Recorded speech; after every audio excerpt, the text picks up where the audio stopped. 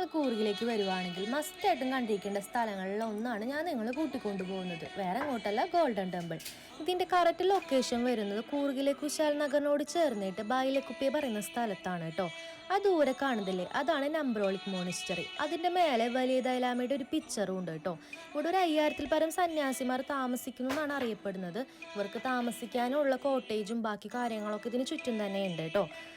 1995 ഇതിന്റെ നിർമ്മാണം ആരംഭിച്ചതെങ്കിൽ പോലും 1999 ഇത് സന്യാസിമാർക്കായിട്ട് തുറന്നു കൊടുത്തിരിക്കുന്നു.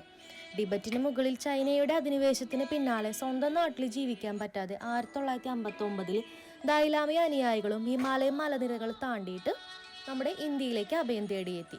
ഈ കാണുന്നതാണ് ഗോൾഡൻ ടെമ്പിൾ. ഇതിനുള്ളിലാണ് മെയിനായിട്ട് പ്രാർത്ഥനകളും മറ്റു കാര്യങ്ങളും നടത്തുന്നത്. ഇതിനുള്ളിൽ കയറുന്ന മുന്നേ തന്നെ നമ്മൾ ചെരുപ്പ് കാര്യങ്ങളൊക്കെ അവിടെ കൗണ്ടറിൽ ഏൽപ്പിക്കണം. ഇതിനുള്ളിൽ 3 വിഗ്രഹങ്ങളാണ് ഉള്ളത്. നടുവിത്തെ ശ്രീബുദ്ധനും സൈഡിലുള്ളത് പത്മസാബും അമത്തേസുയാണ്. ഗോൾഡ് ആണെന്നും ഗോൾഡ് പൂശിയതാണെന്നും അറിയപ്പെടുന്നു. ഇതിനെപ്പറ്റി നമുക്ക് വലിയ ഐഡിയ ഒന്നുമില്ല. ഇതിന് ചുറ്റും ഒരുപാട് ഗാർഡൻ കാര്യങ്ങളൊക്കെ ഉണ്ട്. നമുക്ക് ഇതിനുള്ളിൽ അത്യാവശ്യം സമയം സ്പെൻഡ് ചെയ്യാനുള്ള കാര്യങ്ങളും ഉണ്ട്. ഇവർക്ക് താമസിക്കാനും ബുദ്ധനെ ആരാധിക്കാനും തണുത്ത പ്രദേശം വേണമെന്ന് അറിയിച്ച ഇവർക്ക് നോർത്ത് ഈസ്റ്റിലും കർണാടകയിലെ ബൈലക്കുപ്പിലും സ്ഥലം അനുവദിച്ചു നൽകിയത് അന്നത്തെ പ്രധാനമന്ത്രിയായിട്ടുള്ള ജവഹർലാൽ നെഹ്റു ആയിരുന്നു.